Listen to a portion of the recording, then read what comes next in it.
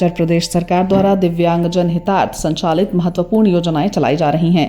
जिला दिव्यांगजन सशक्तिकरण अधिकारी डॉक्टर कमलेश कुमार वर्मा ने बताया कि दिव्यांग व्यक्ति जिनकी आयु गरीबी रेखा निर्धारित आय सीमा में हो एवं दिव्यांगता 40% से अधिक हो, उन्हें ₹1000 प्रतिमाह की दर से दिव्यांग पेंशन दी जाती है। उन्होंने कहा कि 40% दिव्यांगता वाले ऐसे दिव्यांगजन जिनकी आयु सीमा में हो को ₹10,000 तक के उपकरण जैसे ट्राईसाइकिल, व्हीलचेयर, बैसाखी, श्रवण यंत्र, कृत्रिम हाथ पैर निःशुल्क प्रदान किए जाते हैं। इस संबंध में सिटी वन संवाददाता से बात करते हुए जिला दिव्यांगजन सशक्तिकरण अधिकारी डॉक्टर कमलेश कुमार वर्मा ने बताया, दिव्यांगजनों के लिए क्या योजना है? इसमें दिव्यांगजनों के लिए महत्वपूर्ण जो योजना है दिव्यांग पेंशन योजना है, जिसके तहत 1000 प्रतिमाह त्रैमासिक के रूप में दिया जाता है।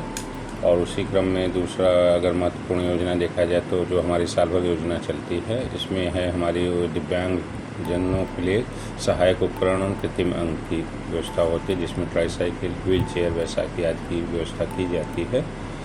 तीसरी अगर हम महत्वपूर्ण योजना कहें तो हमारे पास है कि दिव्यांगजनों के स्वावलंबी बनाने जाने हेतु दुकान लोन की योजना का एक प्रोविज़न है, जिसके तहत हम लोग 10,000 रुपये अगर कोई ठेला गुमती आदि की करना चाहे तो जिसमें 25% उसको माफ़ होती है, बाकी पैसा उसको EMI के रूप में उपलब्ध कराना होता है। इसी क्रम में 20,000 का भी प्रोविज़न है, लेकिन उसके लिए उसको अपनी ज़मीन की ज़रूरत होती है।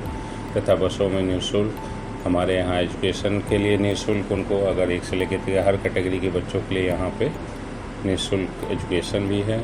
रिजर्वेशन की भी पॉलिसी है, 4% उनको अगर देखा जाए तो एजुकेशनल और एम्प्लॉयमेंट में है।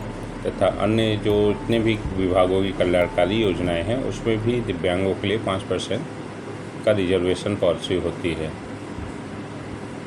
और इसी क्रम में इस समय जो महत्वपूर्ण योजना है एक शादी विवाह प्रोत्साहन योजना है, जिसके तहत अगर कोई दिव्यांग किसी दिव्यांग या विकलांग किसी से भी शादी करता है, बशर्ते एक दिव्यांग हो, यदि मेल दिव्यांग होता है, आदमी अगर दिव्यांग होता है तो उसको 15,000, अगर महिला दिव्यांग होती है तो उसको 20,000, अगर दोनों दिव्यांग होते हैं तो 35,000 का प्रोविज़न है। बशर्ते इसमें नियम यही है कि उसकी शादी जैसे इस समय इस वित्तीय वर्ष की अगर बात करें तो 1 अप्रैल 2023 के बाद की शादी होनी चाहिए, यानी एक वित्तीय वर्ष पीछे तक की, अन्यथा की स्थिति में वो अपात्र माना जाएगा।